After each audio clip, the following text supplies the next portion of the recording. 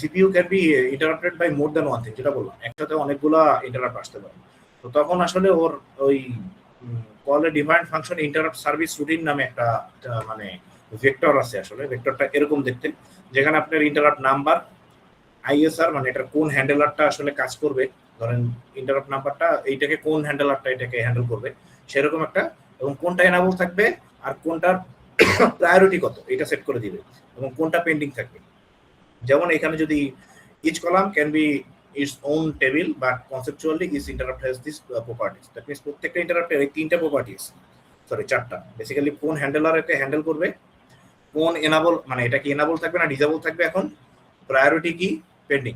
Enable যেটা সেটা আসলে এনাবল যেটা 1, দ্যাট মিন্স হলো যে এটা এখন কাজ চলতেছে, দ্যাট মিন্স এটা প্রায়োরিটি 1।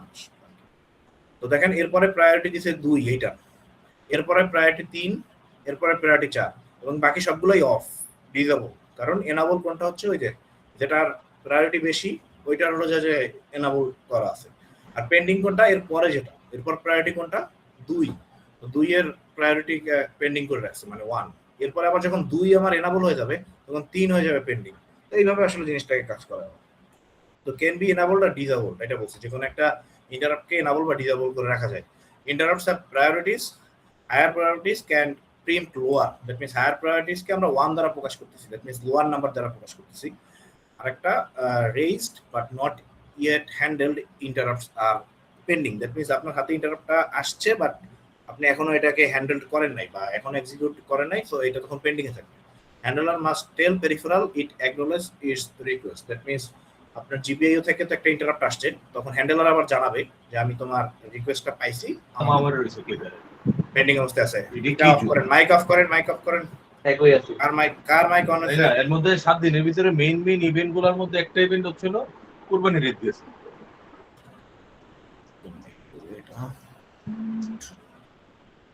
আচ্ছা, তো ওকে, এরপরে যেটা আরে এমডি মাহফুজুর রহমান লিজন, আপনি বারবার মাইকটা অন করে ফেলতেছেন।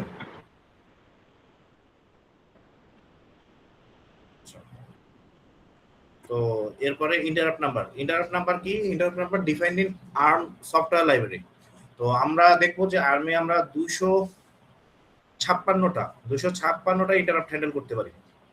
256টা ইন্টারাপ্টের মধ্যে 16টা ইন্টারাপ্ট হলো যে সিস্টেম এক্সেপশন। সিস্টেম এক্সেপশন কি? রিসেট বা এই টাইপের হার্ডওয়্যার ফল্ট, এগুলোকে বলা হয় সিস্টেম এক্সেপশন।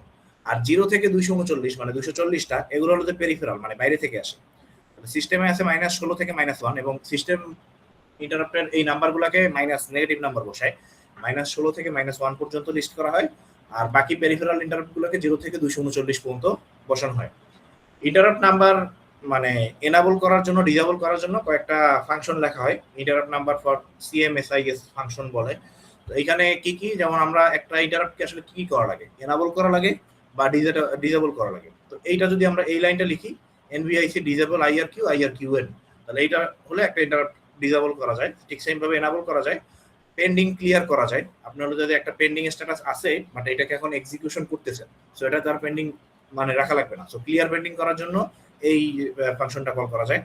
আর সেট প্রায়োরিটি, আইআরকিউ মানে প্রায়োরিটি সেট করার জন্য, আমরা এটাকে প্রায়োরিটি কত দিতেছি সেটা সেট করার জন্য একটা ফাংশন কল করা যায়। তো এই 4 ধরনের ফাংশন আছে, আমরা দেখবো কোডের মধ্যে এগুলো ইউজ দেখবো। তো বেসিক্যালি আসলে ইন্টারাপ্ট সার্ভিস রুটিনটা কিভাবে কাজ করতেছে, একটা মেইন প্রোগ্রাম চলতেছে, ধরেন এইখান থেকে একটা মেইন প্রোগ্রাম চলতেছে, হঠাৎ করে একটা ইন্টারাপ্ট সিগন্যাল ডিটেক্ট করে এই 2 নাম্বার প্রসেসে। 1 নাম্বার হলো যে স্টার্ট, মেইন ফাংশনটা কাজ করতেছে। 2 নাম্বার ফাংশনটা হলো যে 2 নাম্বার কাজটা হলো যে আমাদের ইন্টারাপ্ট সিগন্যাল ডিটেক্ট করতেছে, প্রসেসর স্টপস মেইন ফাংশন, এখানে মেইন ফাংশন কাজ করা অবস্থায় এই উদাহরণ বন্ধ করে দিব।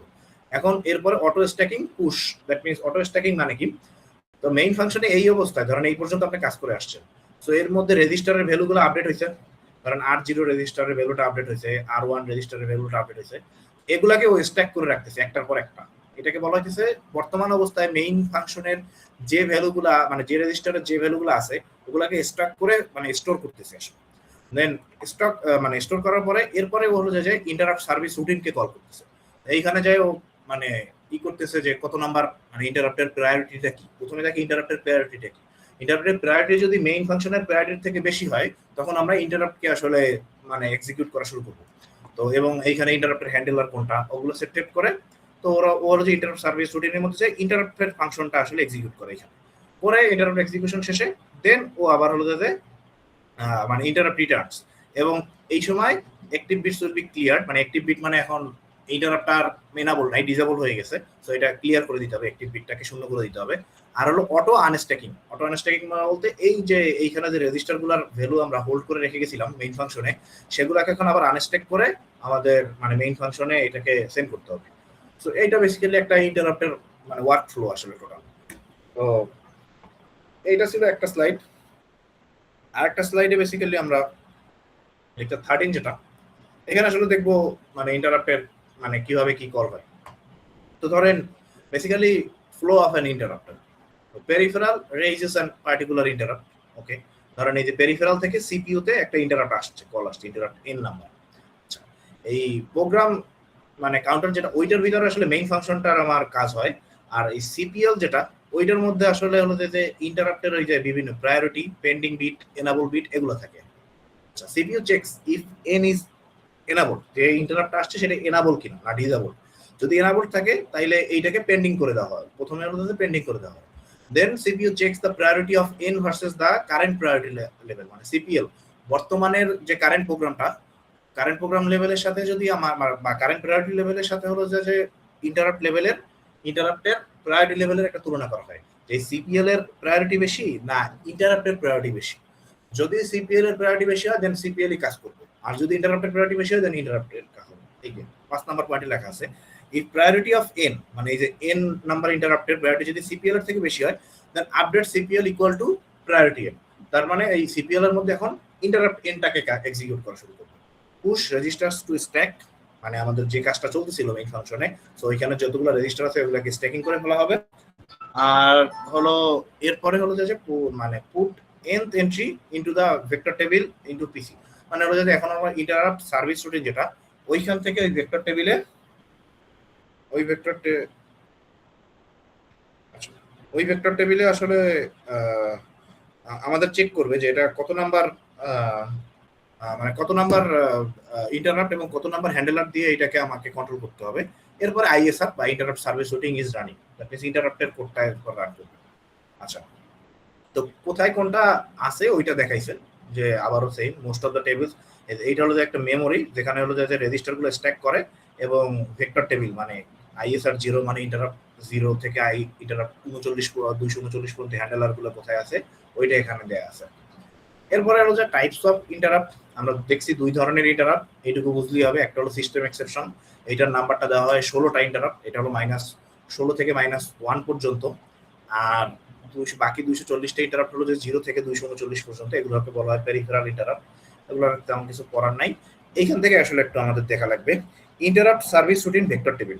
ফার্স্ট অফ অল যেটা আমাদের চেক করা লাগবে সেটা হলো যে ইন্টারাপ্ট সার্ভিস রুটিন যেটা বারবার বলতেছি, তাহলে আইএসআর এর মেমোরি অ্যাড্রেসটা কত, এই মেমোরি অ্যাড্রেসটা মাথায় রাখা লাগবে। 0x 7টা 0 এরপরে 4 আর কি, মানে আলটিমেটলি 8 বিটের মানে যেহেতু 32 বিট টোটাল অ্যাড্রেসটা, সো আলটিমেটলি এখানে হলো যে একটা হেক্সাগোনাল নাম্বারের প্রত্যেকটা 4 বিট করে হলে 4 8 এ 32 হবে।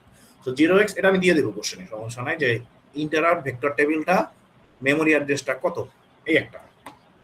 এরপর যদি ধরেন আপনার একটা ইন্টারাপ্ট দিল, সেই ইন্টারাপ্ট হলো সিস্টিক ইন্টারাপ্ট, যেটার হলো যে আমার ইন্টারাপ্ট নাম্বার হলো -1, তাহলে সিস্টিকের ইন্টারাপ্ট নাম্বার যদি -1 হয় তাহলে সিস্টিক ইন্টারাপ্টটা কোথায় আছে, এটার অ্যাড্রেসটা কি, এটা কিন্তু পরীক্ষায় আসবে, এই দুইটা আমার ফাইনাল পরীক্ষায় আসবে। তো অ্যাড্রেসটা তাহলে কি সিস্টিকের ইন্টারাপ্ট নাম্বার বলছে -1, তাহলে প্রত্যেকটা ইসের জন্য তো অ্যাড্রেস আসলে 4 বেসিক্যালি কত করে 4 মানে বাইট করে, 4 বাইট মানে 32 বিট। তাহলে দেখেন আমার ইন্টারাপ্ট ভেক্টর টেবিলের শুরুর অ্যাড্রেসটা ছিল 0x 7টা 04 প্লাস 4 ইন্টু -1 প্লাস 15, আসলে -1 প্লাস 15, যে আপনি যত নাম্বারের ইন্টারাপ্ট পাবেন ইন্টারাপ্টের হ্যান্ডেল নাম্বার যত হবে -1 ওইটার সাথে প্লাস 15 যোগ করে 4 এর সাথে গুণ দিয়ে মেইন যে বেসিক যে অ্যাড্রেসটা ওইটার সাথে যোগ করলে আপনি ওই ইন্টারাপ্টের অ্যাড্রেসটা পেয়ে যাবেন, মেমোরি অ্যাড্রেসটা পেয়ে যাবেন। সেম জিনিসটা যদি আমরা ইসের ক্ষেত্রে করি, রিসেটের ক্ষেত্রে করি, রিসেটের হলো যে হ্যান্ডেলার নাম্বার হলো যে -15 বা ইন্টারাপ্ট নাম্বারটা হলো -15, তাহলে রিসেট হ্যান্ডেলারটা কোথায় আছে, এটা মেমোরি অ্যাড্রেসটা কি, ঠিক সেই আমাদের বেসিক যে অ্যাড্রেসটা ওইটার সাথে 4 বাইট ইনটু -15 + 15 করলে যেটা সেটা তো শূন্যই আসবে। সো আলটিমেটলি বেসিকটা যে মানে মানে রিসেট আছে আসলে এই নাম্বার ইসে, এই নাম্বার মানে অ্যাড্রেস, এই অ্যাড্রেসে আছে। তো এইভাবে আসলে অ্যাড্রেস বের করা লাগবে। সো আমি এটা বলে দিব আপনাদের, হলো যে বেসিক অ্যাড্রেসটাও বলে দিব যে এই বেসিক অ্যাড্রেস হলো এইটা। আর সিস্টিকার রিসেট যদি বলে দেই তাহলে আপনাদের এটা মাথায় রাখা লাগবে, সিস্টিকের ইন্টারাপ্ট নাম্বার -1 আর রিসেটের ইন্টারাপ্ট নাম্বার হলো -15। হলো -1 + 15 করতে হবে, আর এটা -15 + 15 করতে হবে। এইভাবে হলো যাতে অ্যাড্রেসটা বের করতে হবে। আর অন্য কোনো যদি আমি ইন্টারাপ্ট বলি তাহলে ওইটার ইন্টারাপ্ট নাম্বারটা আমি বলে দিব কোশ্চেনে। আচ্ছা, তো এইখানে এই একটা পড়ার জিনিস ছিল। আর হলো যে একটা আছে পিএসআর নাম্বার, যেটা পিএসআর হলো প্রোগ্রাম স্ট্যাটাস রেজিস্টার। তো ইন্টারাপ্ট নাম্বার যেটা আসছে এটাকে স্টোর করা লাগবে একটা রেজিস্টারে। আপনার একটা ইন্টারাপ্ট নাম্বার 4 নাম্বার ইন্টারাপ্ট আছে, বাট এটা আসলে একটা প্রোগ্রাম স্ট্যাটাস রেজিস্টারে এটাকে আপনার হলো যে মানে স্টোর করে রাখা লাগবে। তাহলে আপনি হলো যে মানে বুঝতে পারবেন।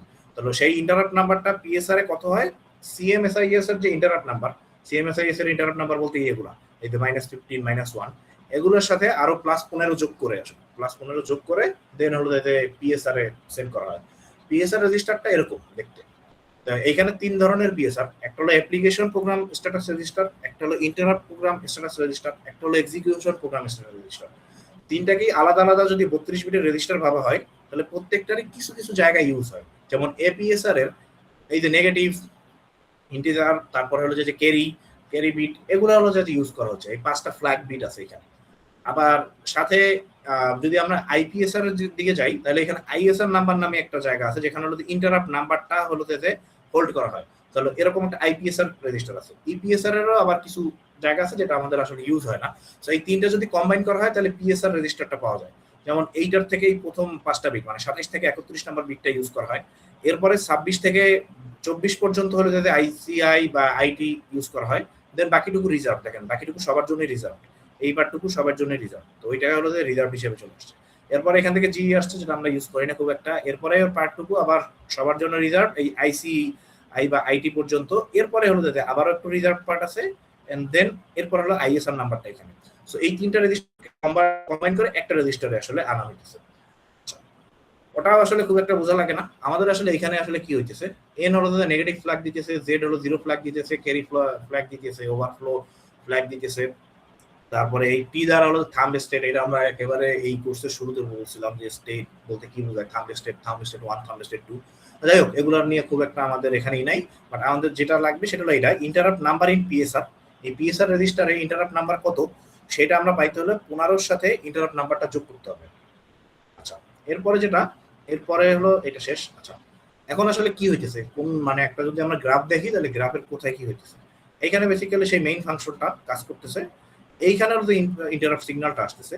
তো এইখানে আসলে স্ট্যাকিং হইতেছে এই পর্যন্ত স্ট্যাকিং বলতে হলো মেইন ফাংশনের রেজিস্টারগুলো আর স্ট্যাক হইতেছে, রেজিস্টারের ভ্যালুগুলো স্টোর করতেছে। দেন এটা দেয় ইন্টারাপ্ট হ্যান্ডেল করে, দেন আবার আনস্ট্যাকিং করতেছে, দেন আনস্ট্যাকিং করে আবার মেইন ফাংশন চলতেছে। সো এইটা হলো স্ট্যাকিং আনস্ট্যাকিং বোঝানোর জন্য। এখন আমরা যে জিনিসটা দেখে আসছিলাম, প্রত্যেকটা ইন্টারাপ্টের আসলে কিছু কন্ট্রোল বিট আছে বা টেবিলের কতগুলা মানে প্রপার্টি আছে। সেগুলো কি কি, এনাবল বিট থাকে একটা, ডিসেবল বিট থাকে একটা, pending bit, unpending bit, active bit, software trigger bit. তো এনাবল বিট হলো যে কোন একটা ইন্টারাপ্টকে আপনি এনাবল বা ডিসেবল করার জন্য হলো যে বিটটা ইউজ করে, সেটা কোথায় আছে, সেটা আছে ইন্টারাপ্ট সেট এনাবল রেজিস্টার বা আইএসইআর নামে একটা রেজিস্টার। ডিসেবল বিটটা আছে ইন্টারাপ্ট ক্লিয়ার এনাবল রেজিস্টার বা আইসিইআর নামক রেজিস্টার।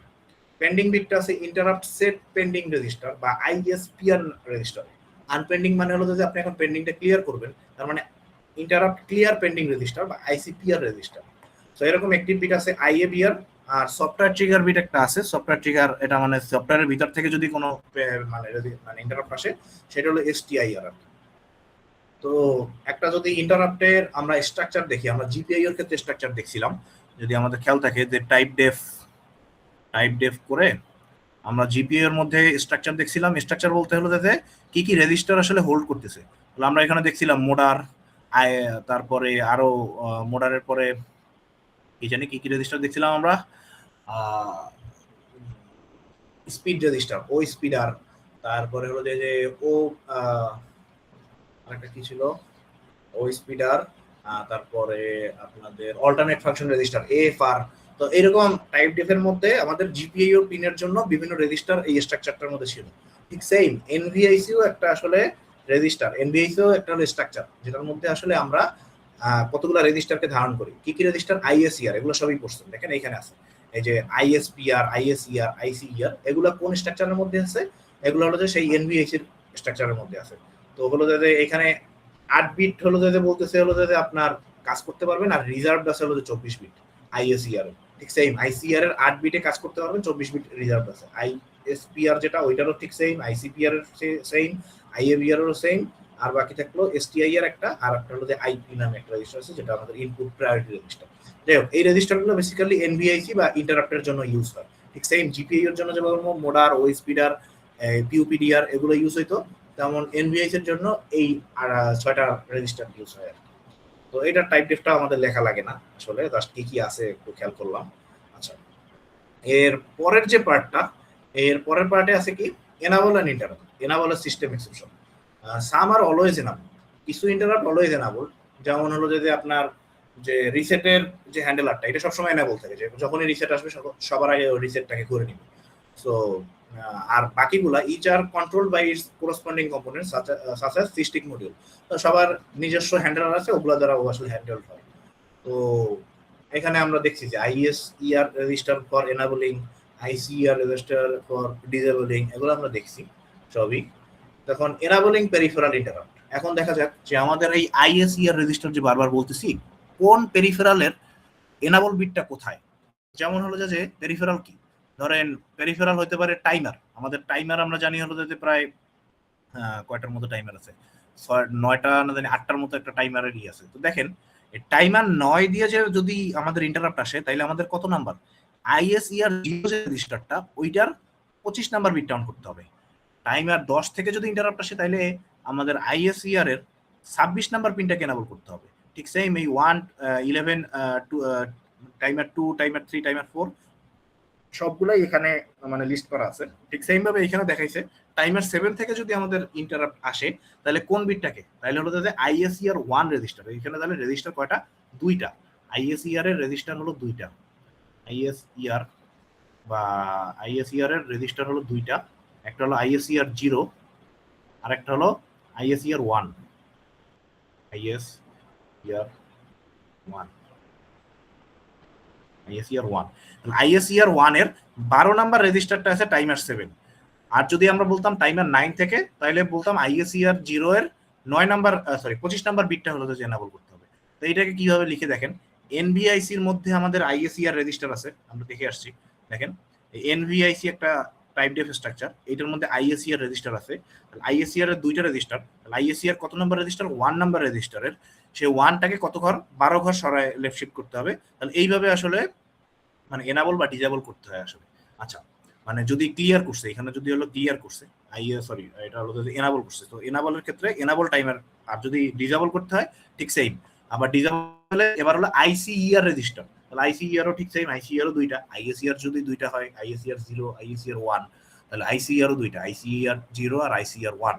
তাহলে আইসিইআর টাইমার 7 যদি ডিজেবল করতে হয়, ঠিক সেম জিনিস, শুধুমাত্র আইএসইআর এর জায়গায় আইসিইআর লিখছি এবং ইকুয়াল টু মানে 1 কে আমরা জাস্ট 12 ঘর শিফট করছি।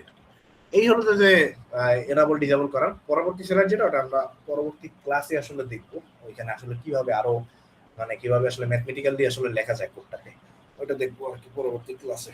এইটুকুই আসলে ইন্টারাপ্টের মানে ইন্ট্রোডাকশন পার্টটা এইটুকুই। এইখানে খেয়াল করার মতো বিষয় হলো যে 2টা। একটা হলো যে মেইন যেটা কোশ্চেন ছিলাম, যে কোনো একটা ইন্টারাপ্টের নাম্বার দেয়া থাকলে সেটার মেমোরি অ্যাড্রেসটা কত হবে, এটা জানি বের করতে পারা যায় আর কি, এই একটা। আর একটা হলো আর এইখানে হলো যে ইন্টারাপ্টের কোন একটা ইন্টারাপ্টের জন্য কি কি রেজিস্টার আসলে ইউজ হইতেছে, আইএসইআর, আইসিইআর, আইএসপিআর, আইসিপিআর, আইএবিআর, এসটিআইআর। সো এই রেজিস্টারগুলো জানি আমাদের মাথায় থাকে। তো এই 2টা স্লাইডের মেইন পড়া আসলে এইটুকুই আসলে। আর বাকি হলো যে আমাদের একটা কোড থাকবে, সেই কোডটা আমরা সোমবার দেখবো আর কি। তাহলে আসলে আপনাদের সিলেবাস শেষ হয়ে যাবে। এই কারো কোনো কোশ্চেন আছে? স্যার একটা কোশ্চেন ছিল স্যার। বলেন স্যার কালকে তো আমাদের ল্যাব ফাইনাল, স্যার ওইটা কি ফুললি রিটেন নেবেন নাকি? ল্যাব ফাইনাল রিটেন 30 মার্কের রিটেন। স্যার ওইখানে কি কোড থাকবে, ডিরেক্ট কোড থাকবে? হ্যাঁ, কোড থাকবে, ম্যাথ থাকবে। কোড হলো যে 6টা এক্সপেরিমেন্ট করাইছে, ওই 6টা এক্সপেরিমেন্টের মধ্যে স্যার স্যার, রুম কি আগের রুমটাই থাকবে নাকি চেঞ্জ হবে? পরীক্ষা ওই সেই ক্লাসরুমেই হবে। স্যার আর কেউ? আচ্ছা, ঠিক আছে, তো আজকের ক্লাস এই পর্যন্তই।